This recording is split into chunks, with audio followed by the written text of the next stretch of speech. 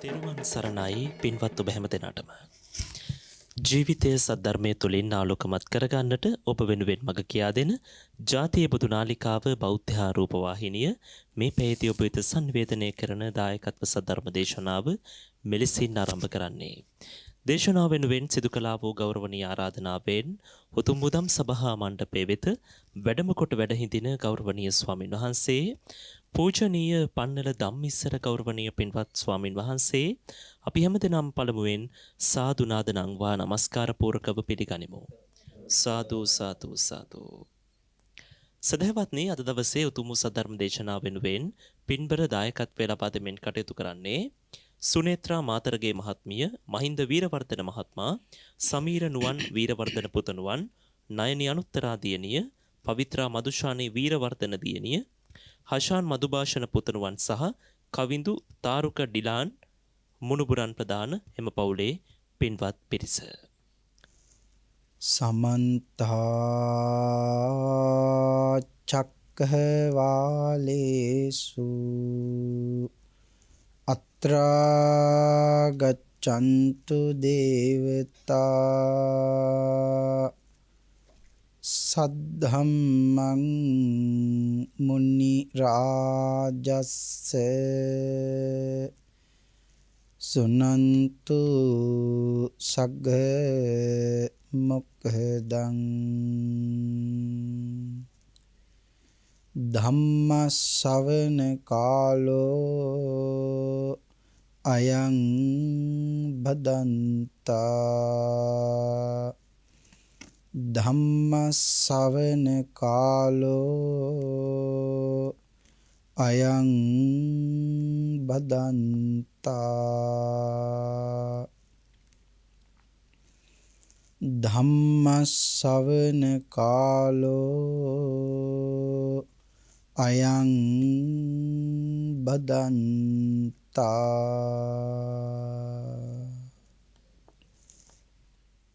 නමෝ තස්ස භගවතෝ අරහතෝ සබ්බ ධම්මේසු අප්පටිහත ඥානචාරස්ස දස බලධරස්ස චතු වේසාරජ්‍ය විසරදස්ස සබ්බ සත්තුත්තමස්ස ධම්මිස්සරස්ස ධම්මරාජස්ස ධම්මස්සාමිස්ස තථාගතස්ස සබ්බඤුනෝ සම්මා සම්බුද්දස්සේ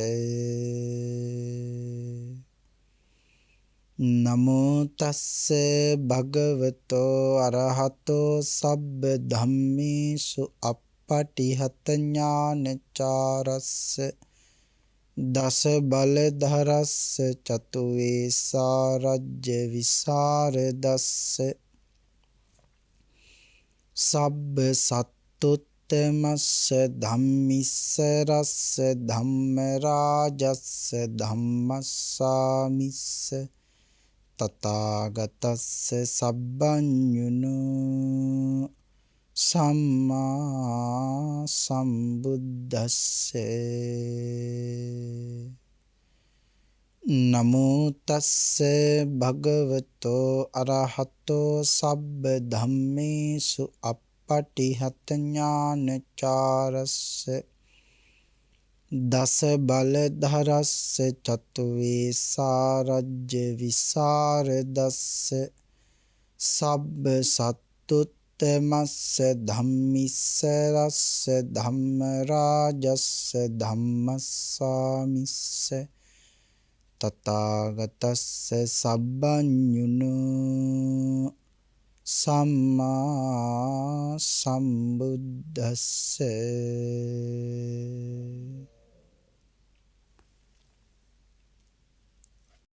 සද්ධර්ම ශ්‍රාවක කාරුණික ගුණගරුක සත්පුරුෂ පින්නතුනි බොහෝම ශ්‍රද්ධාවෙන් යුතුව මේ පින්වත් පිරිස සැදී පැහැදී සෝදානම් වෙන්නේ තථාගත ශාන්තිනායක සම්මා සම්බුදුරජාණන් වහන්සේ විසින් ලෝක සත්වයින් පිළිබඳ අප්‍රමාණ අනුකම්පාවෙන් දයාවෙන් අවබෝධ කොටගෙන දේශනා කොට වදාළ අති උතුම් පරම ගම්බීර ශ්‍රී සද්ධර්ම රත්නයෙන් අබමල් රේණුවකටත් වඩා අඩු බොහෝම පුංචි දහම් කොටසක් දේශනය කරවාගෙන ධර්ම ගෞරවයේ පෙරදරි කොටගෙන දේශනාගත ධර්මය ශ්‍රවණය කරන්නත් එසේ ධර්ම ශ්‍රවණය කිරීමෙන් ලැබෙන අවවාද අනුශාසනා තම තමන්ගේ ජීවිතවලට එකතු කරගෙන ඊටාම නිවැරදි මෙලව ජීවිතයක් සකස් කරගන්නත් නිවැරදි මෙලව ජීවිතයක් තුළින් සුගතිගාමී වූ ආයතික භවගාමී ජීවිතයකින් සැනසීමේ උතුම් වූ පරම පවිත්‍ර සිතුවිල්ලුනුයි සද්ධර්ම ශ්‍රවණය සඳහා සැදී පැහැදී සූදානම් වෙන්නේ.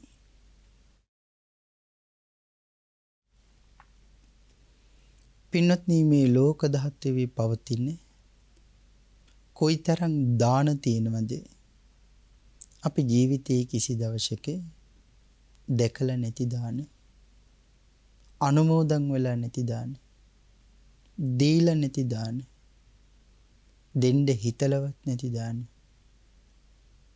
මේ ලෝකයේ තියෙන සියලුම දානයන් එක ලයිස්තුවකට එකතු කළොත් එහෙම ඒ දාන ලයිස්තුව බොහොම දීර්ඝයි. ආන් ඒ දීර්ඝතර දාන ලයිස්තුවේ මුදුන් මල්කඩ වගේ ඉහළින්ම වැඩ ඉන්න මහා දානමය පින්කම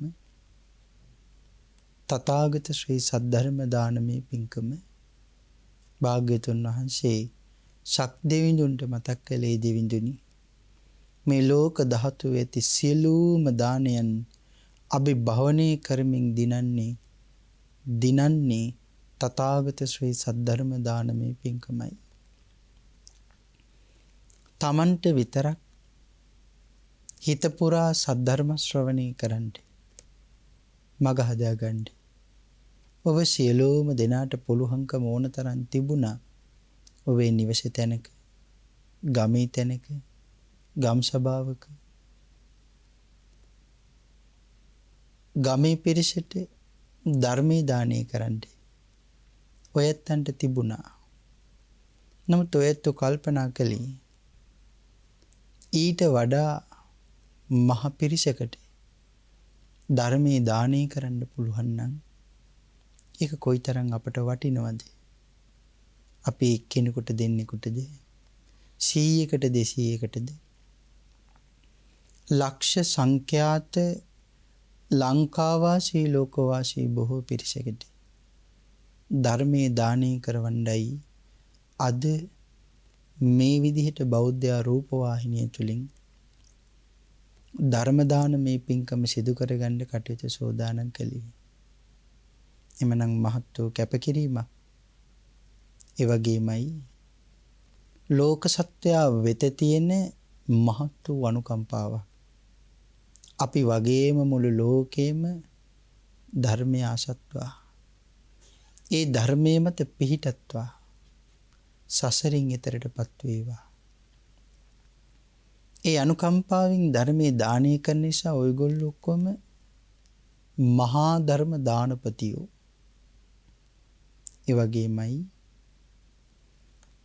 භාග්‍යවතුන් වහන්සේට කේකරු වෙච්ච ශ්‍රාවකයෝ.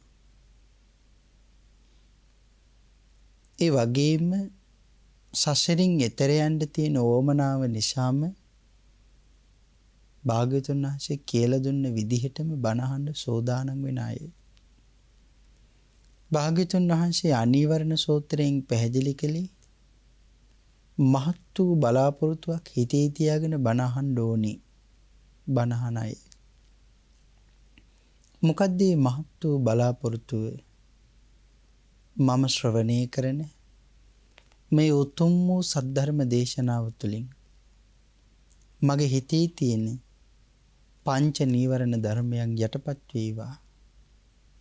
ඒ වෙනුවට සප්ත බෝධ්‍යංග ආදී ධර්මයන් වැඩි දියුණු වේවා. මේ අති ශ්‍රේෂ්ඨ සද්ධර්ම දේශනාව අතරතුරදීම මාහට අති උතුම් වූ මාර්ගයක් ඵලයක් අවබෝධ වේවා කියන ප්‍රාර්ථනාවෙන් යුක්ත වෙමි. සද්ධර්ම ශ්‍රවණය කළ යුතු බව පියාණන් වහන්සේ දේශනා කළා. පින්තුනි, අද අපි භාග්‍යතුන් වහන්සේ කියලා දුන්න විදිහටම බණ අහන්න උත්සාහ කරමු. මේ උතුම් කුසලය අපි හැම දිනාටම ඊ타ම ඉක්මන් භවයක ඊ타මත්ම කෙටි කාලයකින් සුඛ සහගත ප්‍රතිපදාවෙන් ආර්ය ධර්ම අවබෝධයෙන් ශනසීම දෙසාම පාරමී වේවා කියන ප්‍රාර්ථනාවන් සිදු කරගනිමු. පින්තුනි, අද මේ උතුම් ධර්ම දේශනාව සඳහා මම මාතෘකා කරගන්න කල්පනා කළේ මනෝරථ පූර්ණී අට කතාවේ පැහැදිලි වෙන්නේ විශේෂ ස්ත්‍රියක් පිළිබඳව දෝරි ගලන්න තරම් ශ්‍රද්ධාව තිබුණු උපාසකම්ම කෙනෙක් පිළිබඳව කරුණු ටිකක් අපේ පින්නතුන්ට කියලා දෙන්න. ඇයගේ ශ්‍රද්ධාව පිළිබඳව කතා කරන්න. ඒ වගේ කැපකිරීම අපට කරන්න පුළුවන්ද කියන එක කතා කරන්න. පින්තුනි, මේ බුද්ධ ශාසනයේ යෙදෙන අය කොයිතරම් අහිංසකයිද? මේ කරුණු ටික අපි සාකච්ඡා කරමු. දේශනාව නිමා වෙනකොට අපි පින්තුන්ගේ ජීවිතවලට එකතු කරගන්න. මමත් ඒ වගේද? කොයිතරම් අඩුපාඩු මන් ළඟ තියෙනවද? ඒ අඩුපාඩු හදාගන්නවද? ඒ අඩුපාඩු හදාගන්නේ නැද්ද? තීරණය කරන්න. භාග්‍යතුන් වහන්සේට පුළුවන් මඟ පෙන්වන්න විතරයි. එතනින් එහා මාර්ගයේ ගමන් කිරීම තමන් සතු තියෙන වගකීම. එමනම් භාග්‍යතුන් වහන්සේට කීකරු වෙනවද නැද්ද කියන එක තීරණය කරන්න ඕනේ ඔය තමයි. පින්තුනි, අපේ ශාසනයේ හිටියා මහා මිත්‍ර කියලා තෙරුන් වහන්සේ නම.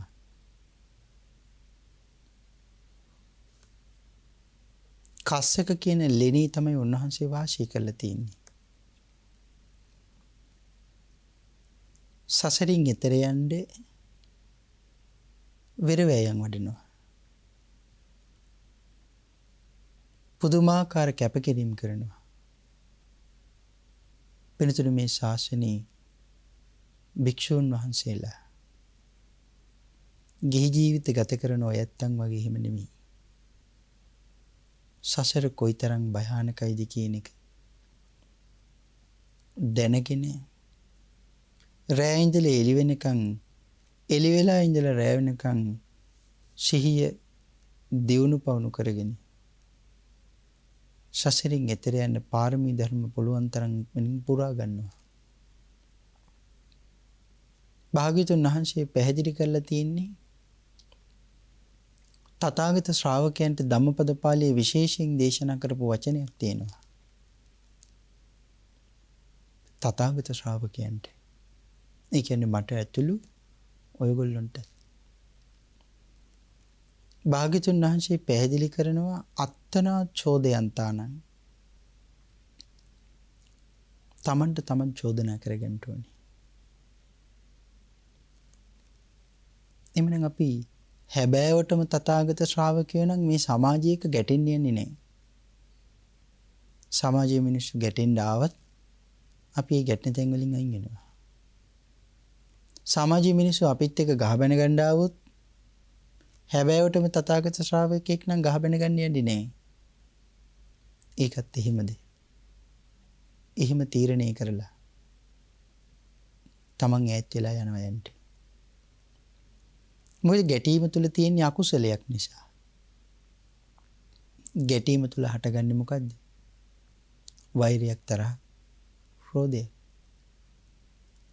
සමාජ මට්ටමේදී හැබැලුවොත් තව කෙනෙක් පරයා නැගී හිටින්න තව කෙනෙක් උත්සාහ කිරීම. අරයව පරද්දල මං ඉහළට යනවා. එක බඩවැල කඩාගෙන කුසෙන් එළියට ආපු මගේම මල්ලි. ඔහුව පරද්දල මං ඉහළට යන්න ලොකු සහෝදරයා උත්සාහ කරනවා. ඉතින් ලොකු සහෝදරයාව පරද්දලා ඉස්සරහට යන්නේ තාත්තා උත්සාහ කරනවා. මේ විදිහට පුදුමාකාර 아무තු සමාජයක් මේ තියෙන්නේ. හැබැයි අද විතරක්ද මේ කාරණාව? අද විතරක් නෙවෙයි මේ සසරේ හැටි.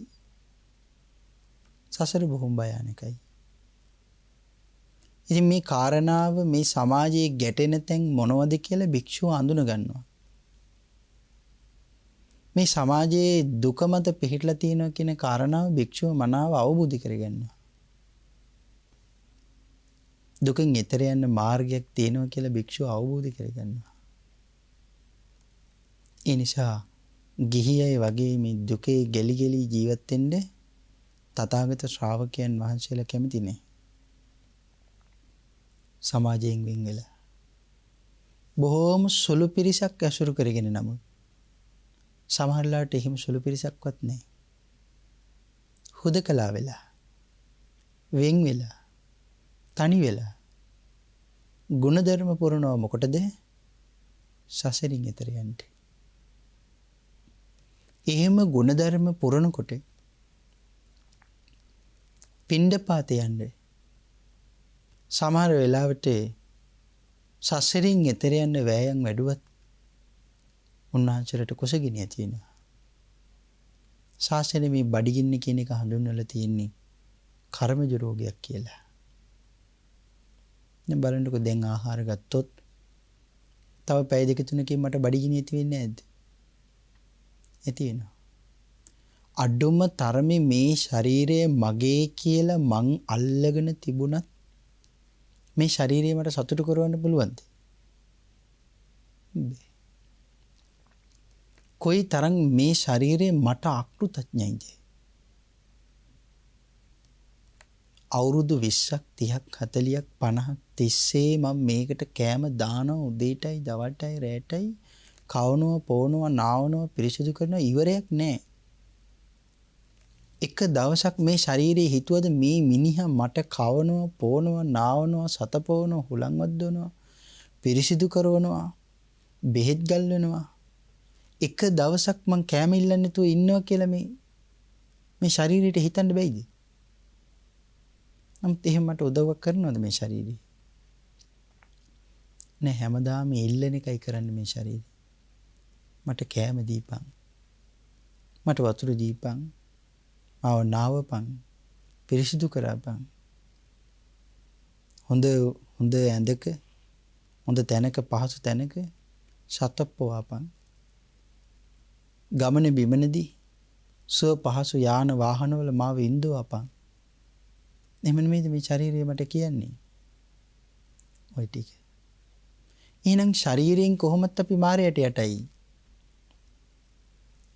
ඉතින් භාග්‍යතුන් වහන්සේ පැහැදිලි කළේ තථාගත ශ්‍රාවකයන්ට මේ සමාජයේ ලෝකයේ දිහා බලනකොට බොහොම විෂමයිනේ. ආන් ඒ නිසා සමාජයත් එක්ක ගැටෙන්න යන්න එපා. අනුන්ට චෝදනා කරන්න එපා. තමන්ට තමන් චෝදනා කරගන්න. අත්තනා චෝදයන්තාන. අපි එකතු වුණාම අපේ ඥාතිවරුන්ට බයිනවා. රටේ පාලකයන්ට බයිනවා.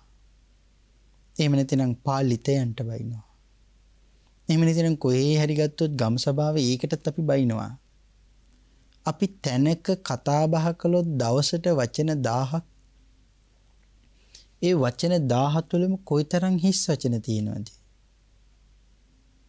කොයිතරම් තව කෙනෙකුගේ ක්‍රෝධය අවසන වචන තියෙනවද? නමුත් තථාගත ශ්‍රාවකයෝ එහෙමද?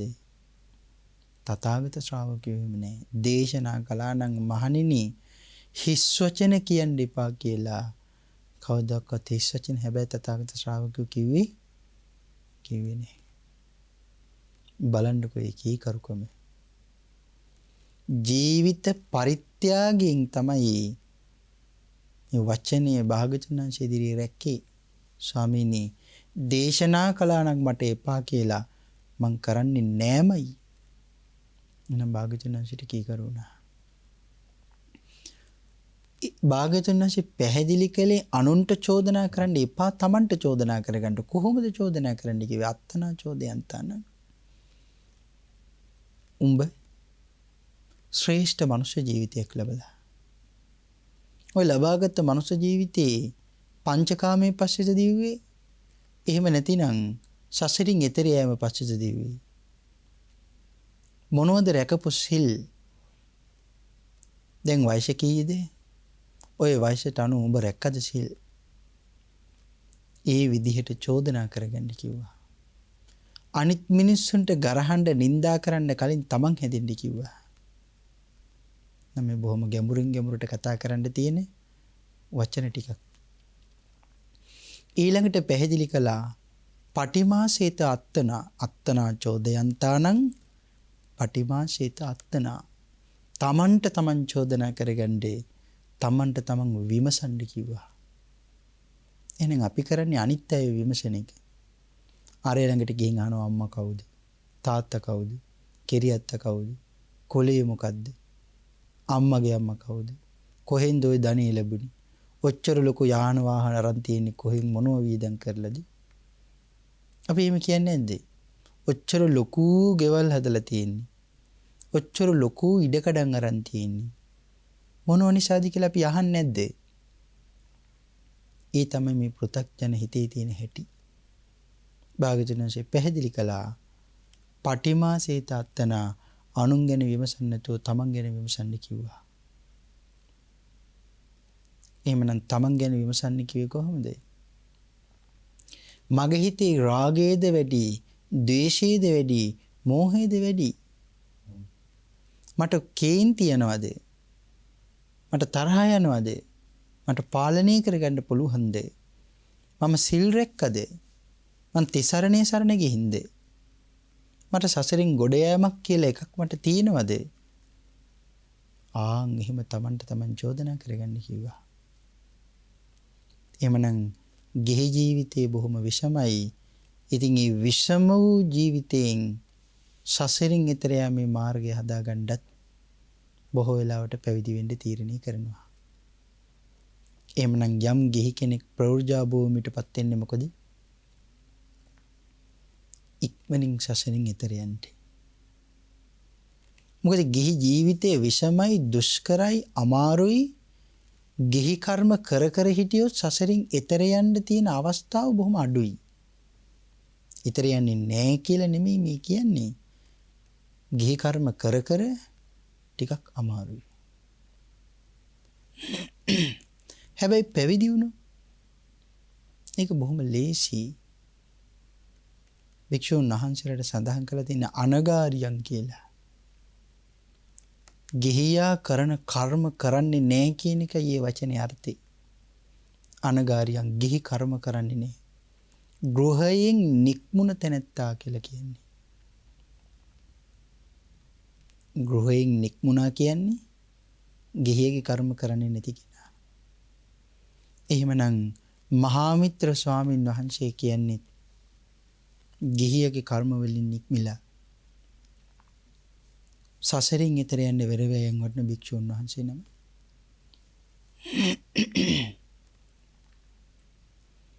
කරුණු සඳහන් කරලා තියෙනවා. පිණ්ඩපාත ටික හොයාගෙන බේත් ටික හොයාගෙන විතර මේ මනුස්ස සමාජයට එන්නේ මිනිස්සුන්ට පින් පුරවන්න වගේම තමන්ටත් පහසුවක් සලස ගන්න. හරියට කොයි වගේද? මලකට රොන් ගන්න ඇවිල්ලා මලට පරාගණය වෙන්න උදව් කරන මීමැස්සෙක් වගේ. මීමැස්සෙක් ඇවිල්ලා මලටත් උදව්වක් කරමින් තමන්ටත් උදව්වක් කරගන්නවා. ආන් ඒ වගේ යතාපි බඹරෝ පුප්පං වන්නේ ගන්ධං අහිටියන්. ඒ ගාතාවෙන් පැහැදිලි කරලා තියෙන්නේ. භික්ෂූන් වහන්සේලාත් හරියට ආන් ඒ වගේ පිඬු පිණිස යනවා.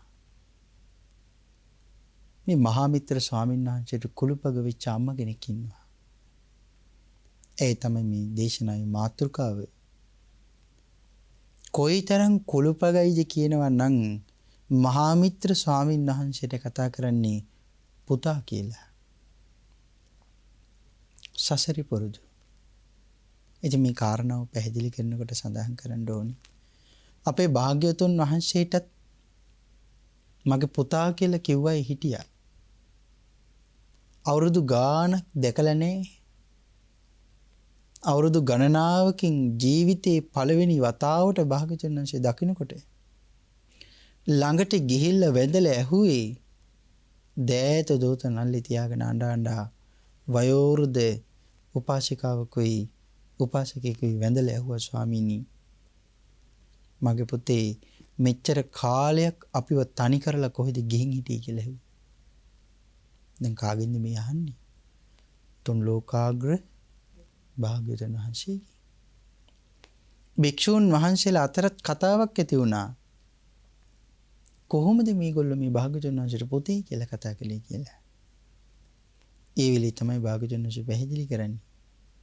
මහණෙනි පෙර ඈත සසරේදී මේගොල්ලෝ එක දිගට ආත්මවර ගණනාවක් මගේ අම්මා තාත්තා වෙලා ඉපදිලා තියෙනවා. ඒ විතරක් නෙවෙයි මගේ නැන්දා මාමා බවට පත් වෙලා ඉපදිලා තියෙනවා. සුළුමව සුළුපියා බවට පත් වෙලා ඉපදිලා තියෙනවා. සසරේ තරම් දීර්ඝයි. මෙතන අම්මා කෙනෙක් නොවුන කෙනෙක් නෑ. මෙතන ඉන්න පිරිමියත් කාන්තාවත් ඔයගොල්ලෝ ඔක්කොම එහෙම. මං ඇතුළු. තාත්තා කෙනෙක් නොවුන කෙනෙක් නෑ. පිරිමියත් කාන්තාවන් ඔයගොල්ලොත් ඇතුළු. ඒ තරම් මේ සසර බොහොම දිගයි. එමනම් මම ඔයගොල්ලොන්ට අම්මා තාත්තා වෙලා කොයිතරම් ඉපදෙලා ඉන්නේ නැද්ද? ඔයගොල්ලොත් මට කොයිතරම් අම්මා තාත්තා වෙලා උපදලා ඉන්නේ ඇද්ද අද ඔහොම හිටියට. මෙන්න මේ සසර බොහොම දිගයි. ඉතින් මහා මිත්‍ර ස්වාමින් වහන්සේට පුතා කියලා තමයි සැලකන්නේ. තමයි බොහෝම දුප්පත් මේ අම්මා. ශ්‍රද්ධාව කොයිතරම්ද කියන්නේ හැමදාම මේ ගෙදරින් මහා මිත්‍ර ස්වාමීන් වහන්සේට දානි හැදෙනවා. ඒ දානි හදන්නේ කොහොමද? දුක් විඳලා හම්බ කරන ධනිය වියපැහැදම් කරලා තමයි හදාගන්නේ. මේ ගෙදර අයිටත් ආහාර වලට ආහාරයක් තිබෙන්නේ නැති වුණත් මහා මිත්‍ර ස්වාමීන් වහන්සේ වෙනුවෙන් බත් දෙනවා ඒ ගෙදර. මුට්ටියේ ඉදෙන්නේ මොනවද? තමන් නොකා මහා මිත්‍ර ස්වාමීන් වහන්සේගේ පාත්‍රයට පූජා කරන්නේ. පිනතුනි මහා පරිත්‍යාගය. මහා කැපකිරීම. ඔයත් එහෙම කරලා තියෙනවද? ඔයත්න්ට එහෙම කරන්න පුළුවන්ද? අවස්ථාවකත් එළඹිලා තියෙනවද? කාරණා සඳහන් කරනවා. එක දවසක් කැලේට යනවා. වැඩකට මේ අම්මා. ඇයගේ කුසින් මේ ලෝකෙට බිහුණු දුවෙක් ඉන්නවා. දුවට කතා කරලා කියනවා දුවේ ගේ ඇතුලේ කුස්සියේ අස්වල් තැන පරණ වෙච්ච සහල් තියෙනවා. පරණ හාල්. නින බොහොම රසමුසුට ආහාර ගත්ත අයත් නෙවෙයිද කොහෙද? පරණ හාල් තියෙනවා. ගේ ඇතුලේ කුස්සියේ අස්වල් තැන කිරිත් තියෙනවා. අස්වල් තැන ගිතෙල් තියෙනවා. අස්වල් තැන පැණි තියෙනවා.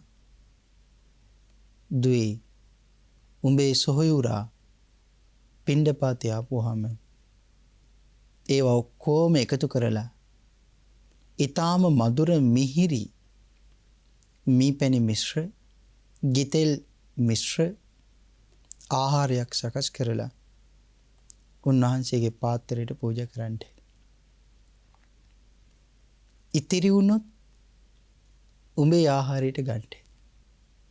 එහෙම කියලා දුවට කිව්වා. එතකොට මේ දුව අහනවා අම්මගෙන් එතකොට අම්මා කන්නේ නැද්ද? ඒලේ මතක් කරනවා දුයි.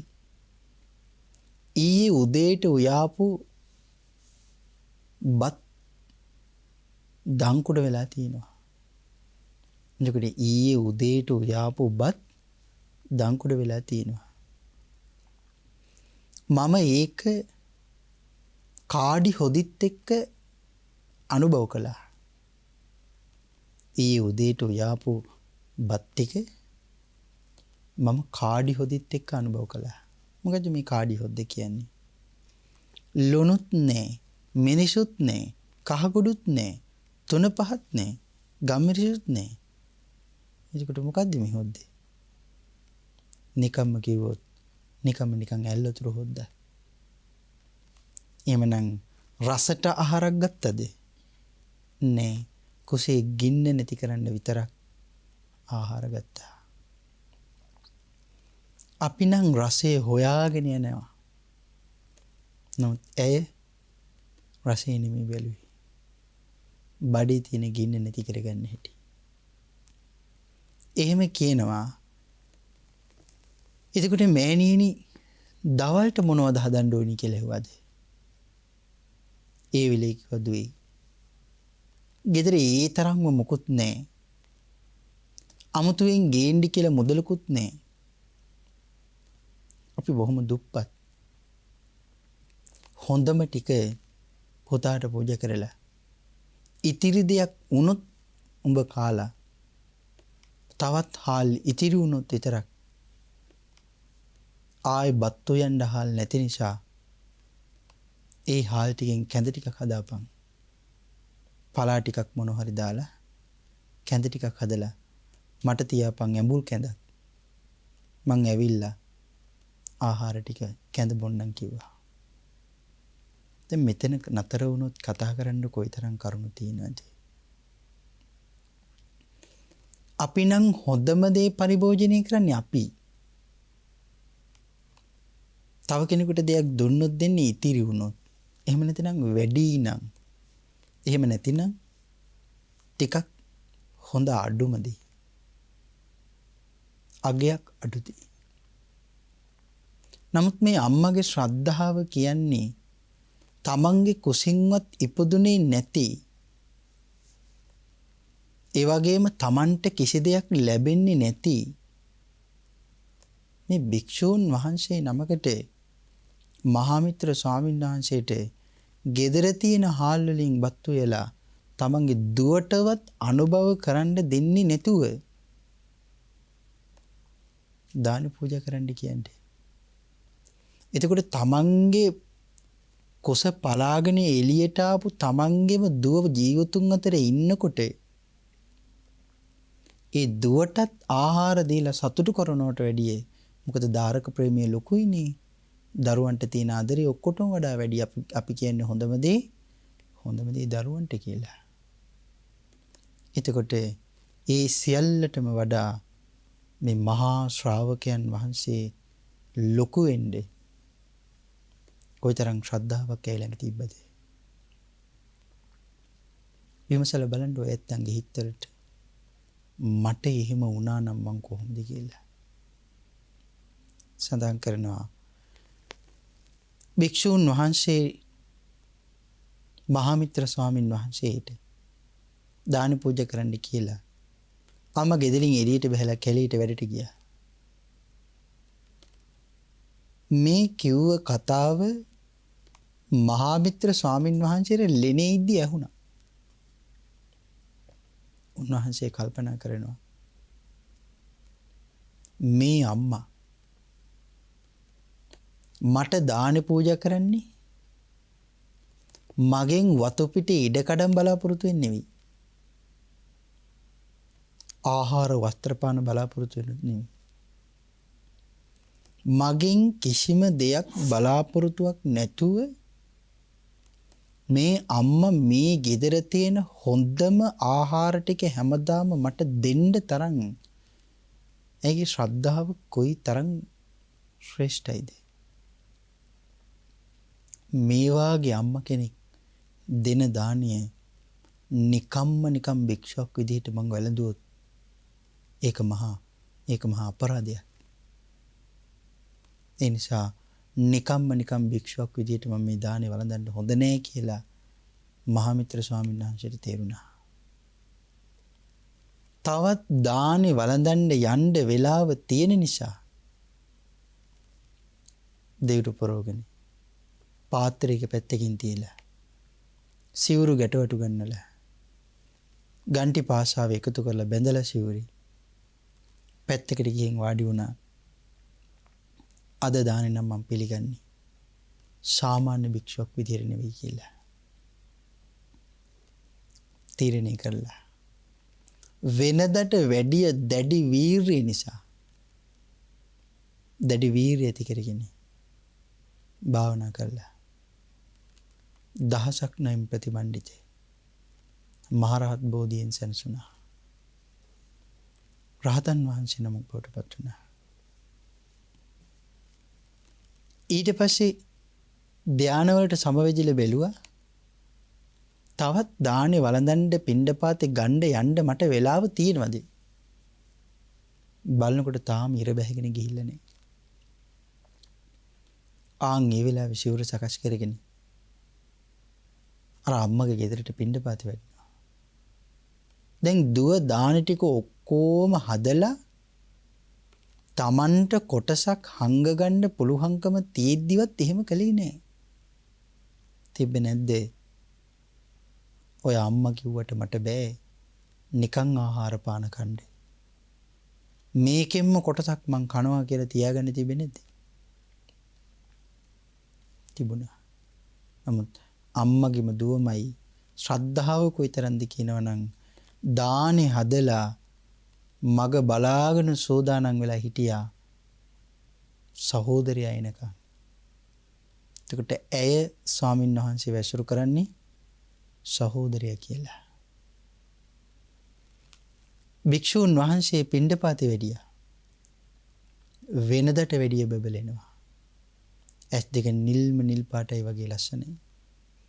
මුළු ශරීරයේම රැස් විහිදෙනවා වගේ ලස්සනයි. වෙනදා වගේ නෙමෙයි.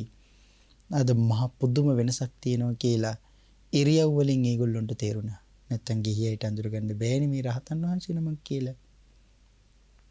නමුත් තේරුණා වෙනදා වගේ නෙමෙයි. අද නම් මහ මොනවාදෝ වෙනසක් තියෙනවා කියලා. පාත්‍රයට දානි පූජා කළා. Tamanටවත් ඉතිරි කරගන්නේ නැතුවයි පූජා කළේ. දැන් අපි එහෙම නෙවෙයිනේ. සමහර වෙලාවට භික්ෂූන් වහන්සේලා දානේ වළඳනකොට අපි අතවහන්නත් කලින්ම අපි බෙදලා ඉවරයි. මේ කාරණා හොඳට වටහා ගන්න ඕන කරන කාරණාව. දානේ පූජා කරනකොට කරන අත්‍යරද්ද. ස්වාමීන් වහන්සේලා කටින් ඇති කියලා කියන්නේ නෑනේ. එතකොට අතින් පාත්‍රය වහනවා ඇතිනම් අත වැහුවේ නැතිනම් අත වහනකම් පිළිගන්නන්න ඕනේ. ඒක තමයි නීතිය. මොකද අපි දන්නේ නෑනේ ඇතිද මදිද කියලා. ඉතින් මේ කාරණා කතා කළොත් ගොඩක් දෙනෙක් දන් දෙන්න ගිහිල්ලත් පව පුරව ගන්නවා. මොකද හරියට කරගන්න දන්නේ නැති නිසා. ඒ කියන්නේ කරගන්න දානේ මහත්ඵල මහානිසංස කරගන්නවා කියන එක බොහෝ වෙලාවට ගොඩක් දෙනෙක්ගේ අඩුයි. හැබෑවටම ශ්‍රද්ධා සම්පන්නව තමයි බොහෝ වෙලාවට කරගන්න කුසලයේ තීව්‍ර කරගන්නේ. ඉතින් යම් කෙනෙක් අතවහන්නත් කලින් දාන පූජා කළ ඉවරයි. Tamanට කොටසක් ඉදිරි කරගත්තා වගේ ඉදිරි කරගෙන යනවා. ඉතින් අපි දන්නේ අර මහා ශ්‍රාවකයන් වහන්සේ දවසට එක වේලයිද දානේ වළඳන්නේ. උන්වහන්සේ පිළිගන්නකොට එක වතාවයිද පිළිගන්නේ. බැරි වෙලාවත් එක වතාවක් පිළිගන්නේ එක වේලක් දානේ වළඳන යතිවරයන් වහන්සේ නමකට අපි ගිහිල්ලා ටිකක් පූජා කරලා ගියොත් දෙල කොයිතරම් අඩුවක්ද ඒකේ. ඒක ගිහියයි දන්නේ නෑ. ඒ නිසා අත වහනකම් පිළිගන්න ඕනේ.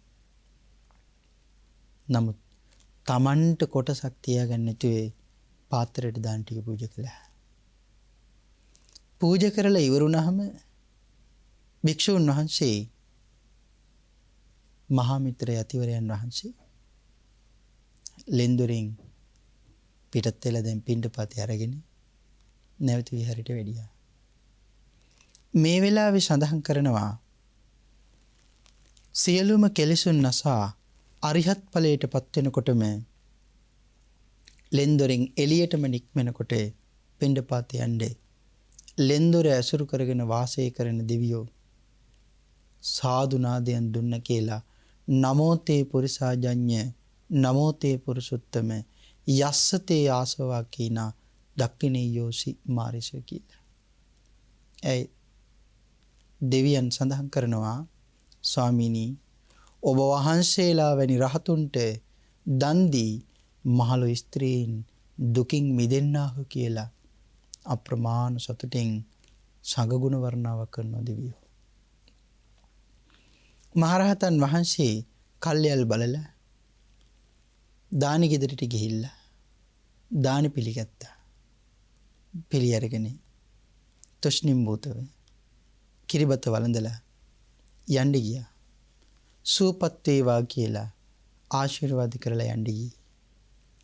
සඳහන් කරනවා අම්මා එනකන් මග බලාගෙන ඉඳලා දුව අම්මට මේ කරුණ මතක් කළා. වෙනදා වගේ නෙමෙයි අම්මේ අද පුදුම වෙනසක් තියෙනවා කියලා කිව්වා. වෙනදා වගේ නෙමෙයි බැබලෙනවා කියලා කිව්වා. ඒ කරුණ අහගෙන ඉඳලා අම්මට තේරුණා මේ ශාසනයේ මහා යතිවරයන් වහන්සේ නමක් වෙලා මහා මිත්‍ර ස්වාමීන් වහන්සේ කියලා. ආන් ඒ වෙලාවේ තමන්ගේ දුවට මේ කරුණ තේරෙන්න ඕනේ හින්දා දුවට කියනවා පුතේ නුඹේ සොහොයුරා මේ සම්මා සම්බුද්ධ ශාසනයේ හිත අලවල වාසය කරනවා. මේ ශාසනයේ කම්මැලි වුණ කෙනෙක් වෙන්නේ නැහැ ආයි කියලා. ඇයට සතුට වෙන්න කරුණ මතක් කළා. ඒ මොකද්ද මේ කියන්නේ? නැවතනම් උපතකින් උපතකට යන්නේ නැහැ. නුඹේ සොහොයුරා සසරින් එතර ගිහිල්ලයි කියලා මේ කියන්නේ. දුප්පත් අම්මා කෙනෙක් පූජා කරපු දාන වේලකට භික්ෂුන් වහන්සේ නමක් සසරින් එතරටපත් කරන්න පුළුවන් වුණා. සමාජයේ මිනිස්සු දාන දෙදී බයිනවා. පූජා කර කර බයිනවා. පූජාවන් සිදු කර කර නිඳා කරනවා. එහෙව් අය අතරේ පෑනක තරම් දෙයක් පූජා කරලා මහා මේරුව තරම් නිඳා කරන සමාජයක මේ වාගේ උපාසිකාව ඉන්නවනම් කොයි තරම් යතිවරු බිහි කරන්න පුළුවන් වේද? ආන් ඒ නිසා හැම වෙලේම මතක තියාගන්න. සමාජයට චෝදනා කර කර නිඳා කර කර අපහාස කර කර ඉන්න අය අතරේ මට නිහඬ වෙන්න පුළුවන් නම් තේරෙනවා මට මං විතරයි වෙන කවුරුත් නෑ මෙතන 100ක් හිටියොත් 99ක් බයිනවා මං විතරයි. මං හරි හැදුනොත් මගෙන් පස්සේ බිහි වෙන පිරිසරිය දෙන්න පුළුවන්. ඒ නිසා කල්පනා කරලා බලන්න ඇයිගේ වාගේ ශ්‍රද්ධාවක් භාග්‍යතුන් වහන්සේට කීකරුකමක් ඔයත් අන්නගේ තියෙනවද? සසරින් එතර යන්න නම් මේ කරුණු හදාගෙන තියෙන්න ඕනේ. මේ කරුණු හදාගන්න නැතුව සසරින් එතර යන්න බෑ. නිවන ප්‍රාර්ථනා කරනවා විතරයි බොහෝ දෙනෙක්. හැබැයි නිවනට යන්න ගුණධර්ම පුරන්නේ නෑ. බොහෝ දෙනෙක් බණත් අහනවා. නමුත් ඇහුවට ධාරණය කරගෙන ඒ ධර්මය අනුව හැසිරෙන්නේ නෑ. එතකොට ඉතින් අවුරුදු 50ක් 60ක් බණ ඇහුවත් ඉතින් වැඩක් නෑ. ඒ ධර්මයේ පුරුදු පුහුණු කරන්න ඕනේ. අද මොන වාගේ ධර්මයක්ද මං ඇහුවේ? මේ ධර්මයේ කොයිතරම් අපූර්වයිද? ඒ ගුණධර්ම මන් ළඟ තියෙනවද නැද්ද? නැතිනම් ඇති කරගන්න ඕනේ. තියෙනවා නම් තවත් දියුණු පවුණු කරගන්න ඕනේ. ඉතින් ඒකේ කාරණාවත් එක්ක කල්පනා කරලා බැලුවොත් සංඝරත්නය කියන්නේ කොයි තරම් අනුකම්පාවක් සිද්ධ කරනවද ගිහි ශ්‍රාවකයා වෙනුවෙන්. ගිහි ශ්‍රාවකයන් වෙනුවෙන් අප්‍රමාණව උන්වහන්සේලා වෙහෙසෙනවා. උන්වහන්සේලා රහත් වෙලා උන්වහන්සේලාට තිබුණ දෙවියන් දෙන දාණය වළඳන්න. බ්‍රහ්ම රාජෙන් පූජා කරන දාණය වළඳන්න. කැලේට වෙලා හිටියත් භාග්‍යවතුන් වහන්සේගේ ලය මණ්ඩලයේ උපන් ශ්‍රාවකයෝ දාන ලැබෙනවා. නම මේ අහිංසක දුප්පතුන් හොයාගෙන එන්නේ ඇයි? පොසතුන් ගාවට යනවට වඩා දුප්පතුන් හොයාගෙන එන්නේ ඇයි? ඒගොල්ලන්ට සසරින් එතර යන්න පින්පුරවන්න. දුප්පත්කමින් මුදවන්න. උදාහරණයක් සාරිපුත්ත මහරහතන් වහන්සේ. දවස් 7ක් නිරෝධ සමාපත්තියට සමවැදිලා නැගිටලා බැලුවේ. දවස් 7ක්ම බඩගින්නේ. ඒකට කොයිතරම් කොසකින්නක් තියෙන්න ඕනද? අද සමාපත්තියෙන් නැගිටපු ගමන් මට කෙනෙක් දානේ පූජා කරොත් මේ ජීවිතේම විපාක ලැබෙනවා. ඒ නිසා කාලඟටද මං යන්නේ කියලා බලන්නේ. මොන වාගේ දුප්පතෙකුටද මං අනුග්‍රහ කරන්නේ කියලා බලන්නේ. එක් අවස්ථාවක් දකින්නේ පුන්න කියන දුගියා. ඒ තරම්ම දුගී දුප්පත් මිනිහ. තිබ්බෙනෙන්ද රජගෙදරකට සිටු ගෙදරකට මැතියමතුරු ළඟට සක්දෙවිඳු ළඟට පිණ්ඩපාත යන්න. දිව්‍යමය රසෝජාව කලවම් කරලා දෙවරු දාන පූජා කරන්නේ. ඒකට අපි දෙන ආහාර පාන වගේ නෙමෙයි. නම් උන්වහන්සේලා හොයාගෙන වැඩි දුප්පත් මිනිස්සු. එදා ගෙදර බත් නෑ. පුන්නගේ බිරිඳ ගෙදර තියෙන බත් ටික උයාගෙන කුඹුරට අරගෙන එන්නේ.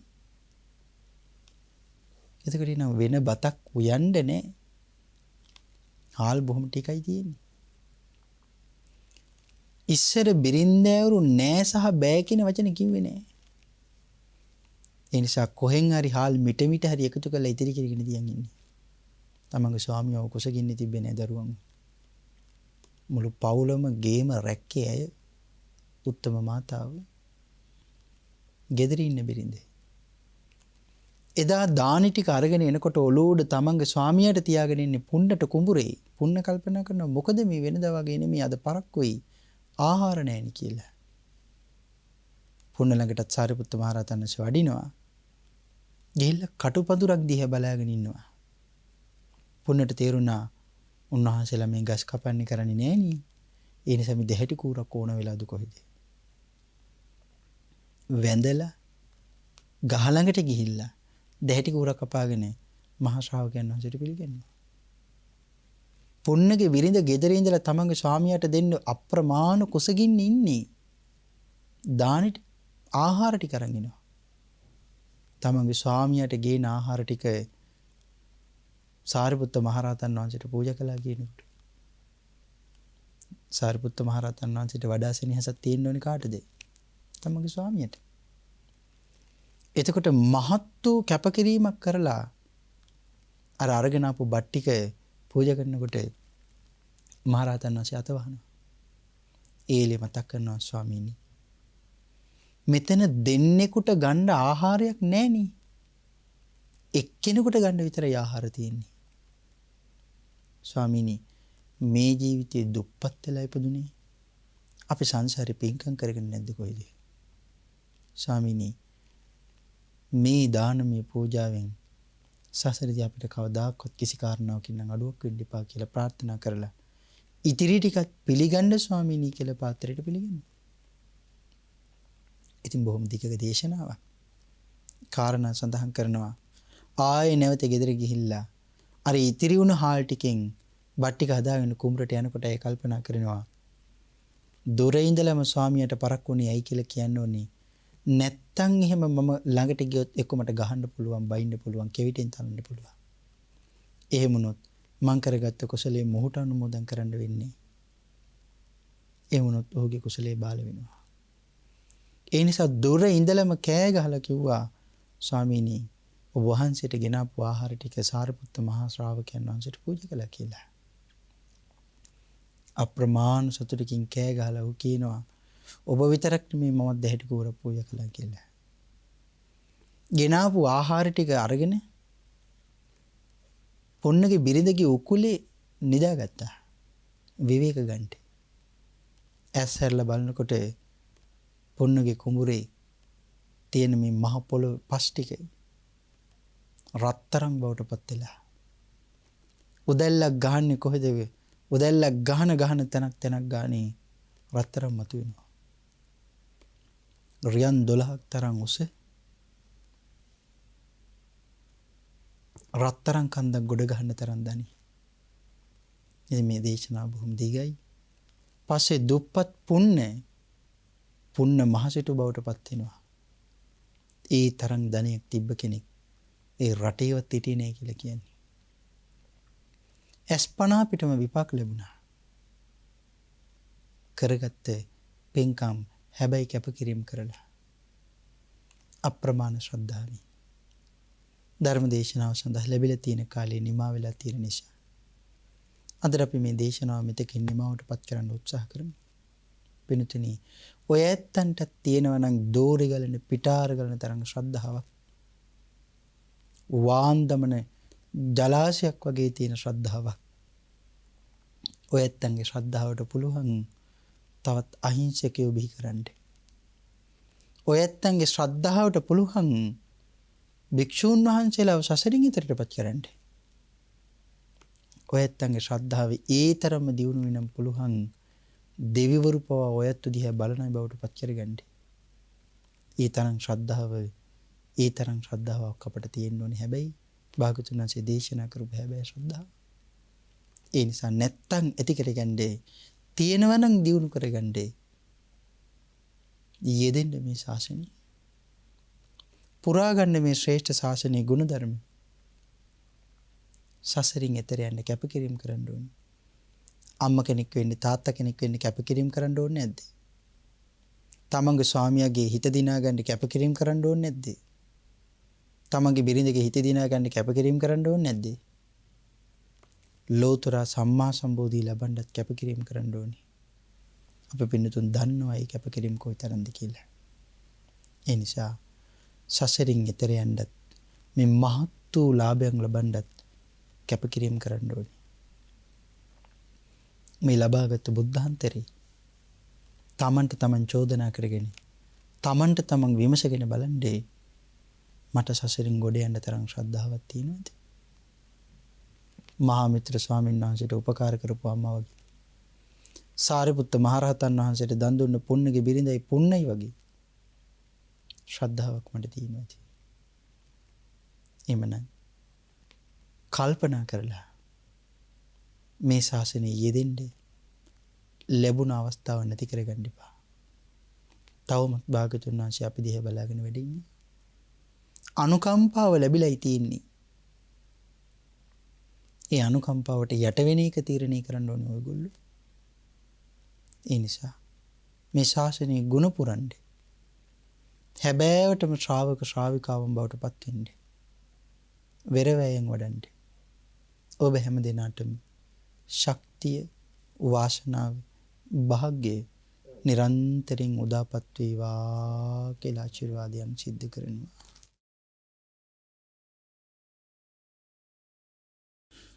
අද මේ උතුම් වූ ධර්ම කාරණා මුළු මහත් වූ ලෝකයට අනුකම්පාවෙන් දානය කරන්නේ දායකත්වයේ සපයන්නට යෙදුණී සොනේත්‍රා මාතරගේ පින්වත් මහත්මිය, මහින්ද වීරවර්ධන මහත්මාණන්, සමීර නුවන් වීරවර්ධන පුතුණුවන්, නයිනි අනුත්තරා දියණිය, පවිත්‍රා මදුශානි වීරවර්ධන දියණිය,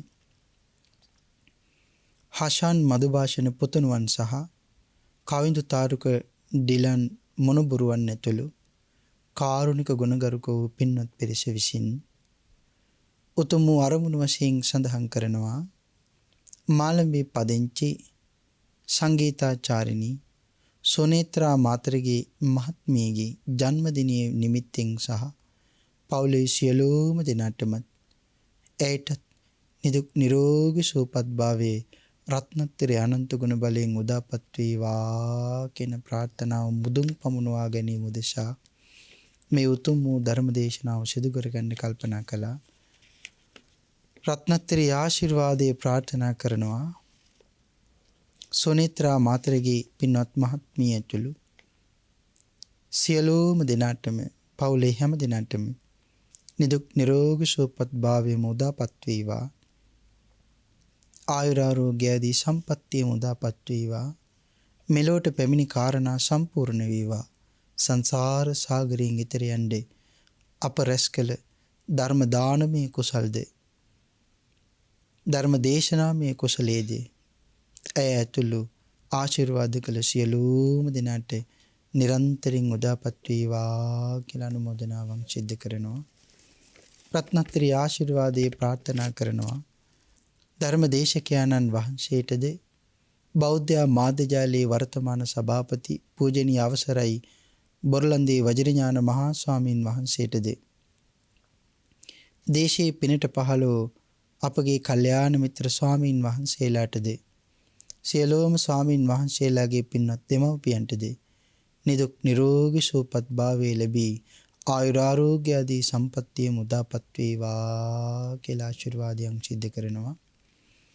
ඒ වගේම නොවැම්බර් මාස 26 වෙනි දින උපන් දිනයේ සමරන සොනේත්‍රා මාතරගේ මහත්මියටද මහින්ද වීරවර්ධන මහත්මාණන්ටද දරු මුණුබුරන් සියලුම දෙනාටමද සුජීවත්ව සිටින ටී කේඩින් නෝනා මෑණියන්ටද පියල් කස්තුරි රත්න මහත්මාණන්ගේ සිය පවුලටද ජයන්ත චන්ද්‍රපාල මහත්මාණන්ගේ සිය පවුලටද නිදුක් නිරෝගී සුවපත් භාවය ලැබී චිරජීවනයේ සැලසේවා. සියලු දෙනාට තුම් චතුරාර්ය සත්‍ය ධර්මය අවබෝධ කර ගැනීමට මේ පින් කුසල් හේතු වාසනා වේවා. උතුම් නිවන් දොරටුවක් බවට මේ උතුම් වූ කුසලයේපත් වේවා කියලා ප්‍රාර්ථනාවන් සිදු කරනවා.